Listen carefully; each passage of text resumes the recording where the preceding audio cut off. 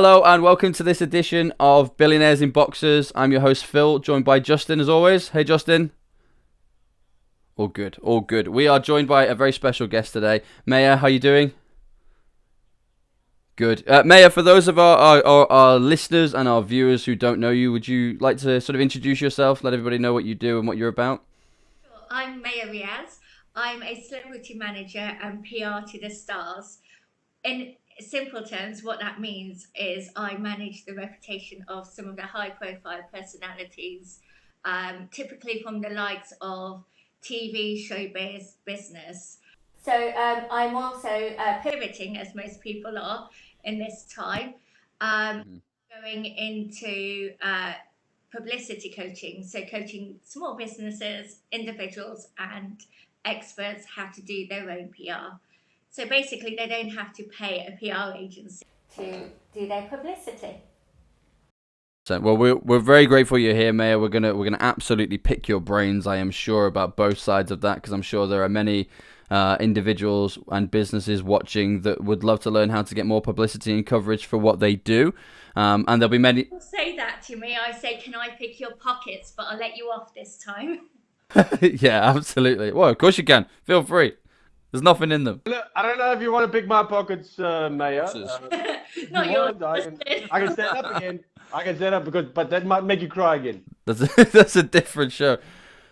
You should see the stuff that goes on in the green room before we come on the air. It would not go out in the daytime, I can assure you.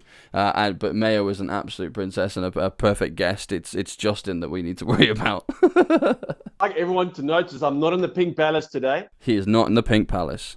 All right, I've moved my office for the fourth time in the last 2 weeks, and now I'm even showing you some lovely artwork. He's showing off. Mayah, look, the question that we wanted to start with today was, do all brands need to be seen? So is broadcasting your message essential as a business? Absolutely. I think all businesses, why would you not want to be seen, especially if it's free? Most businesses concentrate on advertising. Mhm. I don't believe you get your ROI, which is return on investment, with advertising. It's so expensive. People get switched off. Whereas PR is free, it's fun, it's other people talking about you. And why would you not want other people to say nice stuff about you? Absolutely. Well, and that's the thing. But I guess the flip side of that is, what about when people don't say nice things about you? I know you and I had a conversation off air the other day about many people are worried about putting themselves out there because there are also a lot of trolls and keyboard warriors that would be quite happy to post negative comments as well. I mean, how do you go about dealing with that from both sides of your business, both in terms of helping companies, but also helping individuals deal with that? So, trolling is a huge thing, and like you said, we spoke about this. Mhm. And the most trolled people are celebrities, and you won't believe the amount of late night calls I have with my celebrity clients. People, Mhm. household names that you'd recognise, and absolutely destroyed by the comments on Mm. the internet. Uh, Awful. Bullies, essentially. Yeah.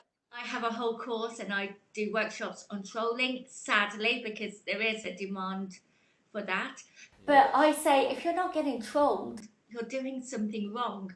Sure. Uh, Well, exactly. you're triggering people. Happy people do not say nasty things about you. It's true. Yeah, it's very true. Well, you and I were saying the other day, weren't we? It's not the ones who are hiding behind their keyboards saying mean things to you on social media that you need to worry about. It's the ones who don't tell you they're watching you. Stalkers tend not to tweet you first and say, "I'm coming over on Tuesday. Wear something nice." Um, yeah. That experience, Phil. Wow, that's dark. Very quickly, buddy. We went dark this morning. But no, I agree with you. I think broadcasting your message is essential. And I think for me personally, just to share a bit of my story, I tried all of the out of the box marketing solutions. I paying thousands of dollars to coaches to teach me how to do these funnels. I've literally made all of those mistakes. And it was because I recognized that wasn't the bit of my business that I was best at. In fact, I didn't know anything about it. I'd been sort of fortunate that in a corporate position, there'd always been a team of people to go and do that stuff. So if I had an idea and said, "Oh, we should do this," there was a team to go and execute it, and I just got to see the finished result. I didn't have anything to do with creating the click funnels or the automated emails that go out. I didn't know how to do that. So I tried a few different methods. I tried learning to do it myself because I was cautious about outsourcing it, because my logic was, how am I going to be able to outsource this? I was wrong, by the way, but my logic was, how am I going to be able to outsource this to an expert if I don't even know how to explain how to do it? Now, that was the wrong way of thinking, because the reason I was going to an expert is because they know exactly how to do that and I don't need to know how to do it. But when you start a business, it's all very, it's mine, I'm protective of this, you know, I don't want anything to go wrong, I want it all under my control. Yeah, and you're wearing May- different hats. You're the finance person, the marketing, yeah, you're the PA, you're wearing so Everything. different hats and you're not experienced in it all. No, not at okay, all. exactly. Maya, if I may ask, so what you're creating now in terms of training content and I'm assuming coaching as well, um, the is it geared towards businesses? Is it geared towards individuals trying to? I mean, sorry for asking this, but seeking fame. You know, I'm sure you get a lot of people saying, uh, you know, I've got a beautiful voice. Can you help me? Kind of thing, or Famous. make me famous, or I'm a funny guy. You know, or you know, there's a lot of people. You know, so are we? What your aim is? Is it to do with the businesses, the individuals, or are you saying that? Now I'm doubling this question. But now, are you saying that in a new world, publicizing yourself is necessary to be seen, to be noticed, to be able to have access to the rest of the world? Is that a necessity? Sorry, I've given you a bit of a muddled question, but let's start at the first part. Where are you focusing, and why? Justin, if you want me to make you famous, we can have that conversation off air. But yeah, Don't do it, please. it may be a gift to the world. You never know. It's not. Come on, man. Let's be honest. In the last 25 minutes that you've known me, I mean, you haven't stopped laughing, and you know, so Yeah, but it's a business show. just give it to me. All right. So carry on, Maya. Carry My on. Twitter feed is full of young girls saying, "Can you make me famous?" And when I ask them what for, they're like, "Anything, I'll do anything." Yo. The word fame does, in some circles, have a negative connotations. Young Yeah. girls sadly aspire to it. But as a business, sure, fame is what you want. You want to be known for what you do. You're a famous coach. You're a famous dog walker. You're a famous hypnotherapist. You know, and that's how you get booked on TV shows, radios, podcasts. So I don't think people need to be embarrassed and think fame is just for people who want to go on to Love Island or Yeah. Instagram fame. It's actually making you famous. And when clients, celebrities come to me, I say I can make your 15 minutes of fame last much longer. Mhm. What I typically do, I don't put them in the Big Brother house. I don't put them in those short, sharp hits. Mm. Longevity. How can we make your presence in the media last longer? So let's see fame as a good thing, because you don't want to be a best kept secret. That's No, true. for everyone. The alternative to a best kept secret is being famous in your industry and help businesses. So small businesses are my ideal clients, as well as individuals and experts. And just another question. So I'm full of questions today. Sorry, Phil. Far away, buddy. I'm loving it. Yeah, what can I say? You know, I'm not just the dad Oh, I was question. gonna say they're not dad questions today. You keep going, man. You're on a roll. And if you keep talking like this, I'm gonna lose my train of thought. But anyway, um, so is it is there not a lot of noise out there? So if you're saying that we're gonna try and create, and I'm not talking about a guy on a show or a comedian or someone that actually has a specific talent that you could elevate to fame. I'm talking about in business. So there's so much noise going on out there, man. There's so much uh, uh, Okay. There's so much nonsense. Okay, so I'm trying to find the nice words for this. There's so much nonsense, or let's just call it crap that's out there, and people making noise about themselves and things to trying to get attention. Yeah. How do we? I'm assuming, is there a way to differentiate yourself and stand out from the crowd so that you're not just another voice? Can I expand on that? Can I expand on that question? One of the things that I have a real issue with are the fake sheikhs. You know, the people, these gurus that go out there and sell themselves. Now, they have managed to sell themselves. They are broadcasting their message, but they're not using it in a good way. They're using it to leverage it to make money from. They're using it to sell to people's fears and concerns and worries about themselves and their business, and then take advantage of them financially. So my question would be not just about broadcasting your message, but how do you differentiate yourself between the snake oil salesman that's got a good YouTube following and has loads of decent videos online, and you, who is genuinely good at what you do and want to get that message out there? I think people are savvy. They can see when people are, bigging themselves up on the internet. The whole thing about PR is getting other people to talk about you, Yeah. appearing on credible TV shows, rather than on YouTube, Yeah. because someone's got such high hits on their YouTube videos. It's actually getting other people to talk about you. At the moment, the internet is incredibly noisy. Everybody's on the internet at the moment, and I can see why. But if they're putting the message out themselves, that's great. They're also doing advertising, so it's costing them to put their message out there.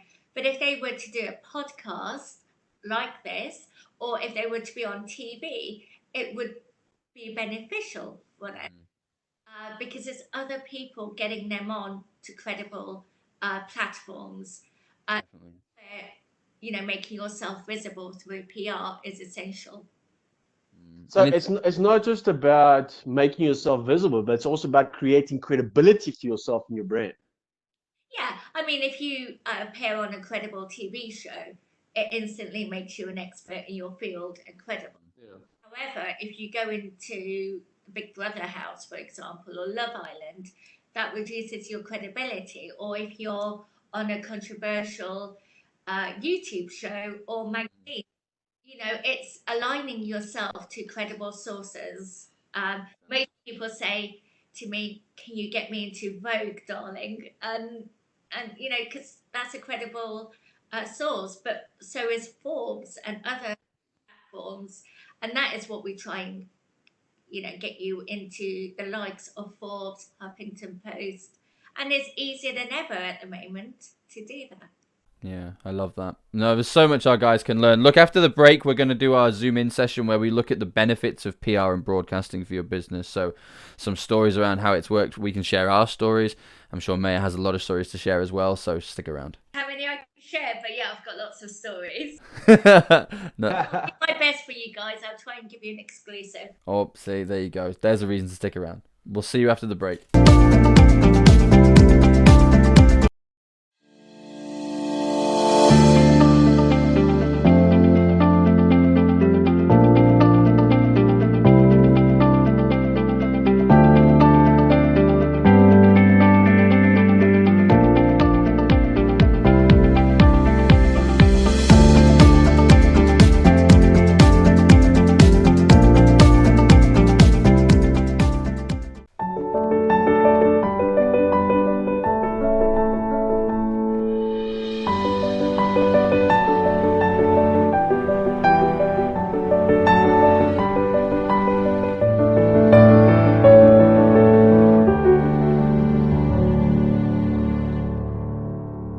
Key Africans Unlocked to Season 1.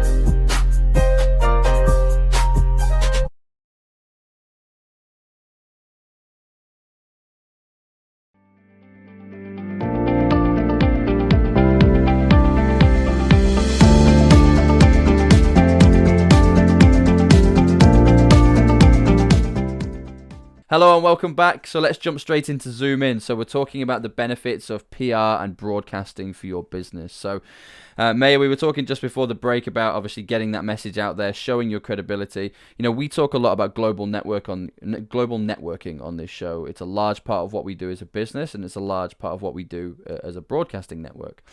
And I think that plays a key role in what you're talking about there in terms of other people talking about what you're doing. It's a great opportunity. Now is better than ever. Get yourself onto shows, get yourself onto podcasts globally, linking with other experts in your industry. And I love reciprocal marketing. I love taking an audience's eyes from one place, bringing it together with an audience from another place, creating a piece of content for both of them, and the audience wins and everybody wins out of it. I love those kind of situations. And right now, that's why you're here. That's exactly the situation we find ourselves in. You're able to share some incredible wisdom with our guests, and we're able to drive some traffic back towards your Facebook groups and whatever it is that you're doing. So where should people sort of head to find you before we head into the Zoom In? Where should people go? If you type my name into Google, you'll find me. And if you can't find me, your Google's broken, your internet's broken. I love that. There's not many people with the name Mayah Riaz. Business, which will be of interest to your audience, is makeyourbusinessfamous.co.uk. So by the time this airs, that website will be live. So you'll probably be one of the first to get access to it. There you go. Then, I'm fully present in my Facebook group called PR Go Getters. I give lots of tips behind the scenes, just advice, and it's my private community. I've got over 500 people on there since February. And it's just a great group of people who want to learn but are action takers. I think that's the thing, though, that a lot of people don't realize about using the word fame.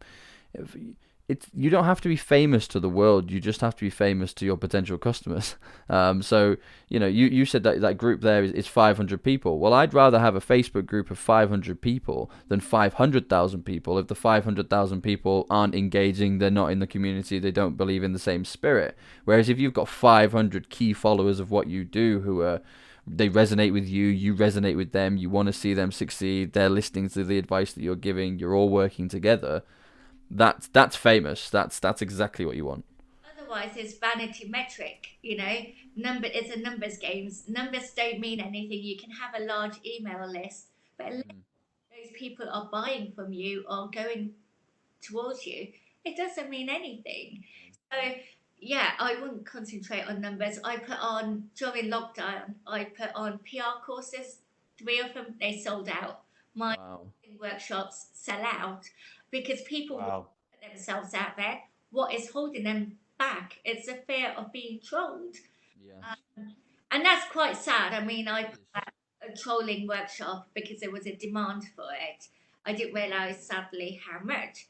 But, unless these trolls are paying your mortgage or your bills, why should you give them airtime? Why should they stop you living your best life? I guess one of the scary parts about it is that, and we talked about this the other day on one of our shows, specifically around sort of mental health as well. Being an entrepreneur is stressful. Being a business owner is stressful. And there's enough stress that kind of goes with day-to-day business without then thinking you're going to get home at the end of a very long day, log onto your social media and have to deal with a barrage of abuse from people. But I often liken it to school, okay? And this is when I talk about trolling, this is how I talk about it. There's 2 ways that I see it. Number one, it's actually quite beneficial because the more people commenting on your stuff, the more people get to see it. And if you get 5 new followers because they saw that idiot shouting at you, you won, he lost. Simple as that. Whereas I often liken it to school. In school, I don't know what schools you guys went to, but in my school in particular, the bullies were the cool kids and they picked on the nerdy kids that tried hard. Trying hard was not cool. It's not really changed, has it? I mean, trolling is just the high school bullies going, look at him trying. And you have to think, where are those bullies from school now? What are they doing with their lives? The vast majority of them are doing very little. So if you imagine that those are the people talking to you, that's how much respect that you should be giving that opinion. At school, I used to collect trolls, i.e. those little... I remember all the girls at our age did that, I remember. Just the girls, or did you have a few, Justin? Well, he's modelled his hair off it. Look. No. I mean, come on, let's be honest. Yeah, I'm not a troll guy. I'm not wait, my hair on it too. So yeah, I used to collect trolls as at school. I seem to collect trolls now because of what I do. Um, changed. Um, Trolling, bullying. If you were bullied at school, you left it at the school gates once you left. Yep. Now, for the same teenagers at your and I age, it's at the fingertips. They put it, they can't escape from the bullying and trolling. It's at their fingertips, and that's sad because home is meant to be escapism. It's meant to be a safety place, and it can get into your head, and that's when you talk about mental health. I think social media has a huge part to play on people's mental health, not just from a trolling point of view, but you try and not use your phone for a period of time. I can bet your bottom dollar you're going to have phantom vibrating signs. Your phone may be off, but you're thinking it's vibrating because that's how addicted you are to your phone. I also feel it can be a large part of the solution and the cure. I think whilst there can be a lot of trolling online, there can also be a lot of support from people. So many of the business relationships that we work with globally, we've never met them face to face. Our entire relationship is digital and via some sort of social platform or video conferencing platform. Getting back to a positive note. May, can I call you May? Because Phil just started calling you May without even asking. So I'm just going to check for it. Can I call you May? I don't normally allow it, but I'll let you, Justin. Sorry, I didn't even realize I did. Yes, you did. So it's like calling Phil, his full name. He doesn't like that. So I was just checking first, because I'm a respectful man. Us South Africans are very respectful like that. Gathered that. Except for we've got no scam regarding showing our boxes. Scam is embarrassment, if you were wondering. Keep your secret safe, but you've just let it out. Let's it out. That's the problem. Yeah. That's the fun part. So May, I wanted to find out. Give us some exciting. I'm assuming you've been kind of refocusing, and as you said, you were pivoting now towards engaging with businesses and those kind of things, and getting those people, utilizing their persona and getting it out there. To be able to be more successful in business, from what we're discussing. Do you have already a couple of some exciting things that some of your clients, and I mean to be difficult, but let's think about guys like me. I'm not really I'm an old school kind of guy, so I'm the handshake guy. I'm the guy I want to see you face to face, and that's how I used to sell stuff, because people liked my energy, they liked my honesty and those kind of things, and that comes across face to face. So, but for me, this has been a transition to be able to. You would think I'm quite comfortable with this, which I am now, but to shift the mind to be more aware of this kind of media, it's something different for guys, in the later part of their careers, and especially business owners. Business owners, we're looking at a specific generation of guys that are in business right now. So the question is, do you have anything that is exciting for guys like me that said, this is what we've done, and this is how we've made some inroads and managed to show even a guy like Justin can be successful out there, Yeah, the old school of marketing still works. People buy from people. That's me. That's me in a nutshell. Yeah, the whole world has turned to Zoom because they can't go. These businessmen that are used to doing business the old way, they're turning to Zoom. So they're being forced to. And the beauty of the internet is, and when I refer to my Facebook group, PR Go-Getters, they know me because I'm on Facebook Live. I come to them, I ask them questions, I engage with them. I know them quite well because I show up, and that's the new rules, I think, of doing business on the internet. It's showing up for your. Show up. I do Facebook Live. I did it before coming on here to say I'm coming on to you guys, giving a sneak peek. People want to know what you're doing, and by appearing on Facebook Live or going live on other platforms, they get to know you in a way that, during lockdown, they get to come into my house. In other circumstances, it'd be outside, in the car, in my office. That's quite personable. No, I think you're right. I think it gives us much more of an insight into everybody's lives now. I think that, I mean, I work from home and have done for 10 years. I've worked remotely for 10 years. So business and home has always kind of felt the same thing to me. But I've seen firsthand now, through the work I've done and through the people that are now messaging me after this has happened, to see how many problems people are actually having combining those two spaces. Some people can't switch off, some people can't get up in the morning. Everybody seems to be having different issues. But it's fascinating. What we're going to do after the break is we're going to head into my favorite part of the show, which is called brainstorming, as you guys already know. So in our brainstorming session now, we're going to explore how you can actually take these steps. So we'll give you some real life business examples, some we were talking about off air, give you some ideas, and we'll give you some actionable steps as to how you can move forward. So we'll see you after the break.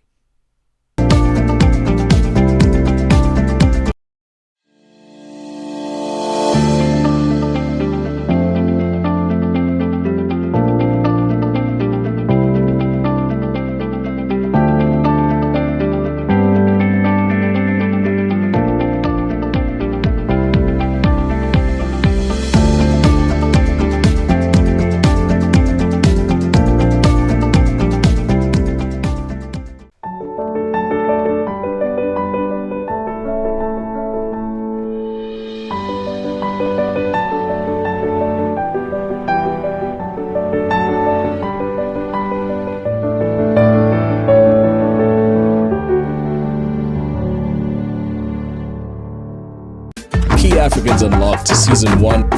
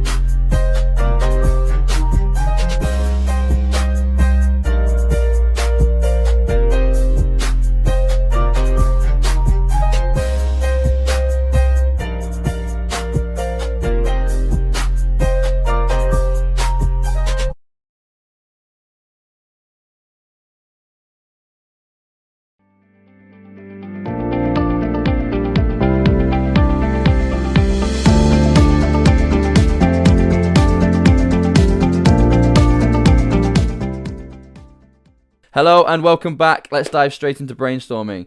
Justin, we were talking off air earlier, weren't we, about, we were talking about taxi companies, actually. We were the idea came about from, businesses that will instantly say, well, this isn't relevant to me. I don't need to broadcast my message. So the most obscure one that I could think of came about with a black London taxi driver, a hackney cab. And then we said, actually, this would work for taxis globally. So what do you want to give the viewers and the listeners an idea of kind of what we were covering and the ideas as to how we might be able to make that work? Was that to Justin or myself? Yeah, Justin, you look like a rabbit in the headlights. I thought you were on a roll, so have I now asked you something that's making you think? Sorry, mate. I'll go back to you being the face. I thought you were, I'm coming now. Thinking of something else at the same time, so I'm already formulating my next question, which is a serious problem. It's called an interview. There's like back and forth. You have to listen to the answer and then. Yes. Look, I mean that was a very interesting discussion around broadcasting. Broadcasting the taxi drivers and the scenarios that they find themselves in. And even globally, it's a different discussion altogether. You're talking about the black tax. I'm assuming the black taxis are the taxis that are black in the UK. Yeah, I'm not talking about people. Yeah. No, I'm just checking. I'm just Yeah. checking. No, they're black cabs. They're kind of like if you just Google Hackney cabs or London cab and you'll see it's like they're quite a famous shape and they're quite sort of unique to the UK and You pay extra in South Africa to drive in one of those, so none of us use them. But yeah, I mean, even globally, if you're talking about here in Africa, we got different taxis altogether, completely. You know, very much. we've got like little buses and they cram as many people as possible and they drive like maniacs. But everyone knows this and everyone understands this. But I'm assuming that there's a lot of screaming sometimes as guys go around corners and almost miss trucks and those kind of things. So from that perspective, it's very, very entertaining. However, in more metered type taxis, if that's what you're speaking of, that also offers a different opportunity. You know, I loved every time that I use a Uber, which doesn't happen a lot because I don't drink. But when I use a Uber, just to chat to the guys and understand, you know, what are the kind of stories that they've got to tell me, and I love doing that because I love stories. I love telling stories. I love hearing stories. You know, so I think and that's a traditional market where no one would thought of sharing with the world their little piece. But in actual fact, it has so much value because so much entertainment value. And I'm assuming that's what most of this about broadcasting is about. It's about entertainment value. Am I right, mate? Yeah, you're telling your story. So the whole point of PR is telling your story. And what I do sometimes is find out what their story is. And I can guarantee you, black cab drivers or any taxi drivers, they're full of stories. They have celebrities in the back. They hear arguments, maybe one-sided arguments. Yep. They hear about breakups, you know. They are full of everyday life stories. Yep. We're quite nosy as individuals. We want to know what's happening in people's lives. And can you imagine a black cab driver or any taxi drivers giving us an insight into their lives or part of uh, their affairs? Yeah. May, does that translate into you know, could it translate into any industry? You know, could you find an angle for any industry? Is that what you're saying? Struggle to find a story for any industry. Yeah, I think that's true. I've been able to get, publicity for dog walkers, and you think, well, where's the story in that? But it's, sometimes the stories are obvious. When we were talking about the taxi companies, that's really quite creative. Random. Have a on air, you could have a webcam. Sometimes finding a story, when I work with you, it's really digging in and Yeah. try and work with individuals. I'm like, tell me what you did before. How have you come to this position? So that's the exciting part, trying to find out. And everyone's got a story, and it's just applicable to the media and selling it to the media as such.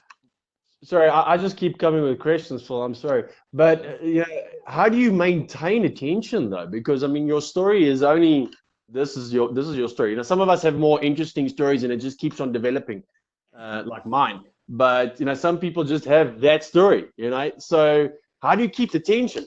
So Phil, I'll stop talking now. You can take over. when people I'm come to loving me it. and they want PR and how often should I have PR, I say you should work on getting PR for your business every month. And the horror on their faces is it's quite funny to watch. And they're like, well, I don't have 12 stories a year to pitch. Yeah. You can make stories out of anything. So awareness days. Yesterday was World Earth Day. Make a story out of that. Valentine's Day, Easter, Christmas. There's stories to be made out of events that happen. And then it's people like me that will try and find how you can use awareness days or events in the year to try and get PR. And then you put on your own event or try and work with a celebrity. Before you know it, you've got the year covered. Yeah, absolutely. Do you know what always surprises me is the false reality that people seem to think that it's really difficult to kind of get some form of coverage for what you do or for your business. I mean, even just podcasts, for example, there are so many podcasts globally that are looking to speak to experts. And, having ran and sold several podcasts, I can tell you it's quite often a challenge to have guests lined up for every episode that you need. So someone approaching you, say, this is what I do, this is what I can share with your audience, and this is why I feel it would be beneficial. It's like a massive gift. You're not doing them a favor, you're doing each other a favor.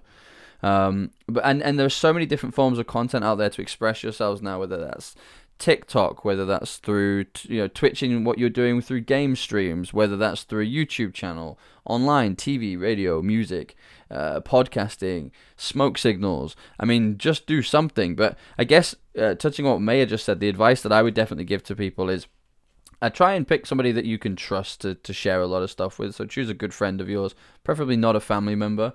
And just do that exercise that Mayah just mentioned. Go through those questions. Ask each other, so how did you get there? What did you do before that? You'll learn more about each other, but you'll also start to realize what people find interesting, because quite often when your focus is on you and you're trying to think about, well, what could I sell? What could I say? How could I broadcast myself? It's very difficult because you're trying, all the stuff that you take for granted, other people would find really interesting. Absolutely. And the thing is, just think about what you like to read. What do you like to watch on TV? What stories do you like to hear about? And why are they interesting? So working with an expert like myself, I can try and find those quicker for you. But yeah, ask around. That's a great way of finding out what your story is. And you're probably way too close to your story. I Friends agree. and family are better at helping you find that. I completely agree. No, and I love that. So using the taxi story then, if you were a taxi driver and you really wanted to do this, you thought, do you know what? I've got loads of these stories. Every day I have fascinating guests. If this was us doing it and we were going to start producing this show, what would we do? We're We're going to copyright it. No one steal our idea. We're calling shotgun on this idea. If anybody has taxi pod, I'm going to hunt you down and find you. But but no, seriously, if we were doing, I'm gonna hunt you down and find you. Even scarier. So look, if we were going to start this, what would we do? What would be the first, let's say, 5 steps that we would now take to make this happen? Quickest way I would say is get on Twitter. Yep. Give snippets of stories on Twitter. Maybe link it in 5 different tweets, and people want to find out and want to tune in. Get on to Instagram. Yep. Instagram stories. Whether it's I've just dropped this person off, had an argument with her boyfriend, a girlfriend, whatever. And then do blogs, but give snippets of blogs. Yes. If you've got enough content, I would either get a webcam in your in your taxi, or I would try and pitch it to a publisher or a TV show. Make a TV Yeah. try and get a book out of it, and try and have a variety of different stories in it. Yes. Short stories are great, whether it's a young girl that's just broken up with her boyfriend, a businessman just losing the biggest business deal of his life. Yeah. And then there's the sad stuff, you could be picking up someone who's just had some sad news from a hospital. People want insight into people's lives. This is what we do on social media. We follow people we don't know. This is why people follow celebrities. They want an insight into their lives. Of course they do. And that's why so many young girls message you wanting to be famous, because they see their Instagram pictures and their Instagram snaps and their lifestyle of them walking down the red carpet and say, I want that. They don't realize that many people are, in fact, I'd say the vast majority of people are in that position because their talent helped get them there, and their passion wasn't to become famous. It was to produce music, or it was to be the best artist that they could be. I represent a lot of TV presenters and actors, and fame is a byproduct. They crafted their talent. They worked hard. They worked hard for years before anyone knew them. They got to TV, and then they became famous because that's what happens when you're on TV. Everyone wants a piece. and they see that and they say, oh, why can't I do it? And sadly for young girls, the example we used earlier, Mhm. their role models are Love Island people. They Mm, they see the handbags and, oh, it must be a great life. But it's a lonely life if that's the type of fame you're attaining. yeah. However, from the business people, James Khan from Dragon's Den was my first client before I had a business. He's famous for what he does, but you will Yes. never, ever, I guarantee you, see him falling out of clubs. No, never. Well, I actually did a lot of research on him. I don't know him personally, but I did a lot of research on him because he was part of a recruitment and search firm that I was going head to head with at one point. So I did a fair bit of research on him, and I'd have to say he's a bit of an idol. He's somebody that you look at and say, that's how you conduct yourself. You know, that's how you can do these things. And I think that's the kind of fame that you want. It's fame that you can use to inspire people in the right way, rather than here's me falling out of a nightclub. Isn't my life great? He'll be in a traffic jam and he has people giving them their business plans. That's the type you want, you know. So that's he's famous in his own right. Um, Absolutely. No, Mayah, you've been an absolute star. Look, stick around with us until after the break. We'll show you how to find Mayah, how to get in contact, and then we'll head into good news. So stick around.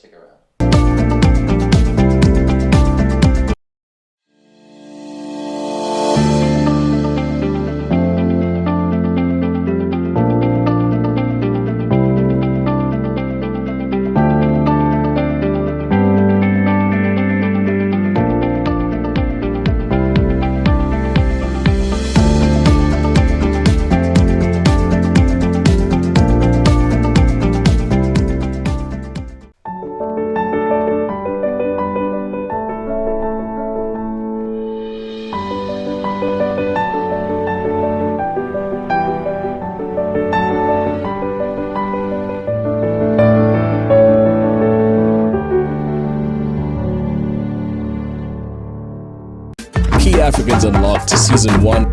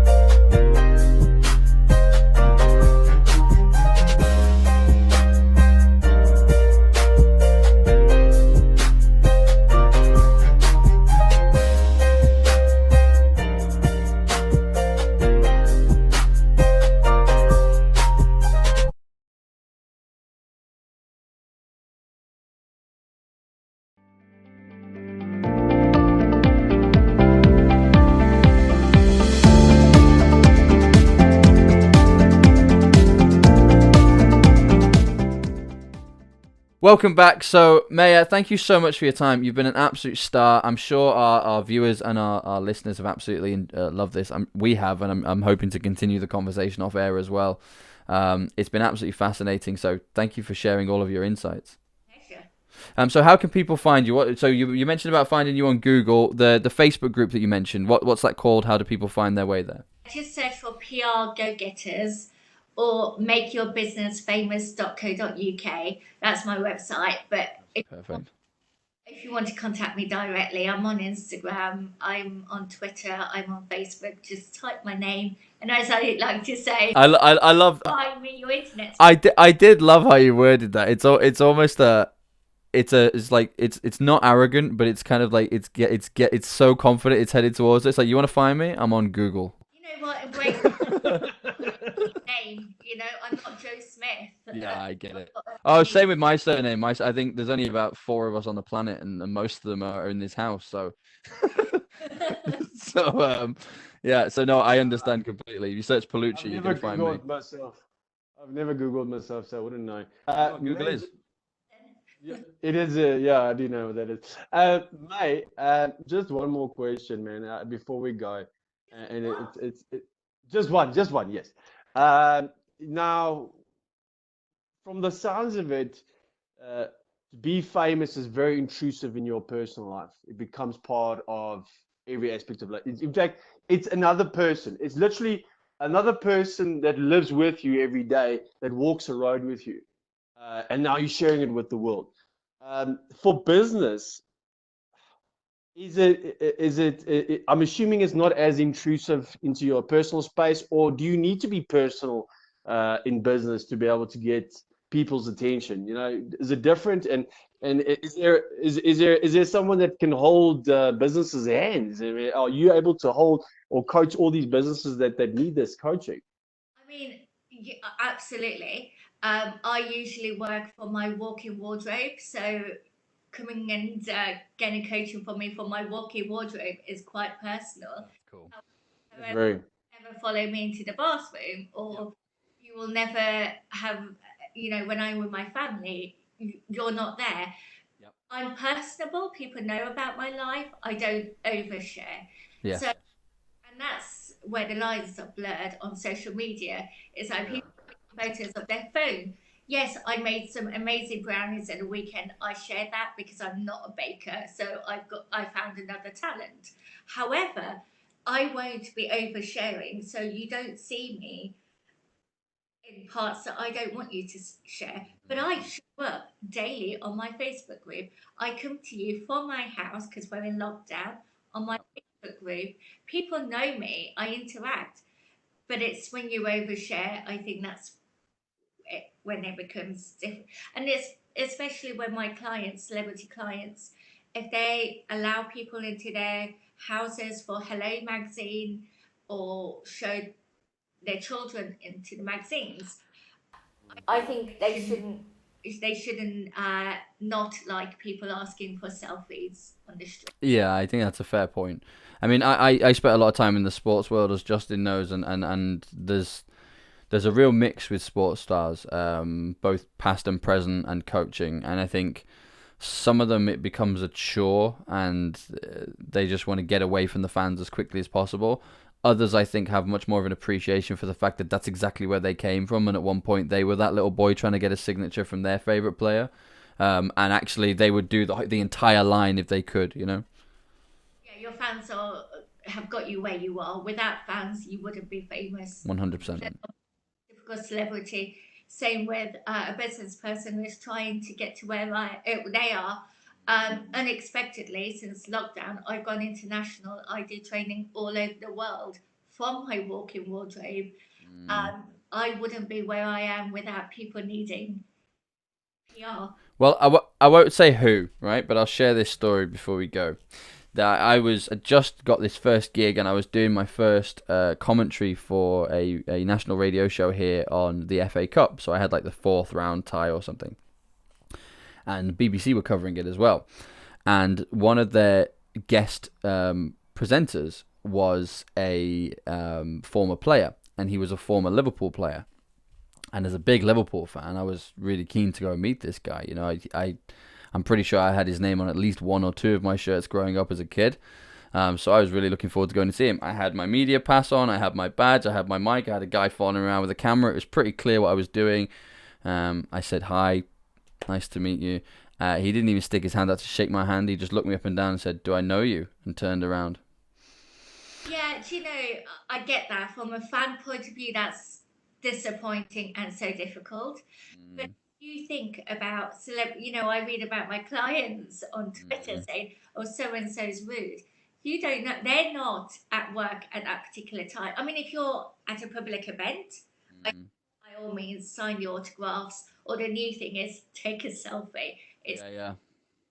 when people are intrusive. I mean, I've had hotel lobbies meetings with my clients, and people come over trying to take photos, and it's like, Yeah, I get that. Yeah, I get that. or taking photos of them while they're eating. And I've had a few clients, please ask for a photo, because if you take a selfie, it ends up on the internet. I'm not going to look great whilst midway of eating. Yeah. If you're approaching a celebrity in a supermarket, you don't know what's happening. They're real people.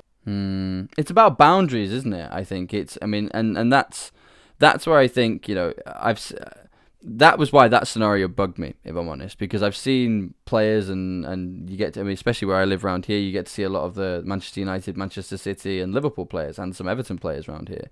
And if you bump into them in Tesco, you leave them alone because they're doing their shopping, and they're allowed to go shopping and get toilet roll without getting a selfie as well. Whereas I think that person everyone was stood on the side of a pitch. We were clearly there for the same purpose. Everyone was getting pictures and saying hello to each other. I went to introduce myself and got shot down, to the point where the one of the main BBC presenters actually said, ignore him, he's always like that. And then he had a chat with me for 10-15 minutes and actually gave me some really good presenting advice that I still use to this day. So every cloud has a silver lining and all that, but that's my thing. I'd often like to think I agree with you completely. I think you have to set boundaries, but I still think you need to remember that manners cost nothing, and you're famous because you have fans. Absolutely. And he's the footballer is at work at the time, and sadly fame makes you more of who you are. It's a bit like when the lottery. If you like to money, you're going to be a spender. So fame amplifies the kind of person you already are. If you're a nice person, you'll be nice 24/7, and it won't be an act. Yeah. And if you're slightly nutty, will you be like peanut butter? Really nuts. Well, you could do. If we're getting so many PR ideas for you, Justin. Well, we as a show and we as a partnership appear to get crazier every episode. So I clearly see what you mean. It progressively gets worse and worse. What are you talking about? This is me 2.0. It's gonna be like Impractical Jokers in about 6 months' time. The business stuff will just be gone. Yeah, but I ask serious business questions. Don't get me wrong. Today was a good question. People tune in for. Come on, give yourself credit. Well, I hope so. I mean, look, we love showing what we do. We often talk about showing the best of Africa to the world and the best of the world to Africa, and we certainly feel like we've been interviewing one of the best today. So, Mayah, thank you so much for your time. It's been an absolute pleasure. I hope you'll come on again. I really do. That'd be absolutely fantastic. If any of our I would like to ask that the next time we do this, could we? Because you keep on talking about giving people coaching sessions inside your walk-in closet. I would like to see that walk-in closet. There you go. Join the Facebook group. Facebook. Oh, okay. Okay. So we'll put the Facebook group underneath right here. Anybody watching this is sounding really interesting for, which should be all of you, should be making your way over to the Facebook group now. Mayah, thank you so much for your time. Let's roll into good news. We'll see you next time. Remember, until next time, stay remote, stay global.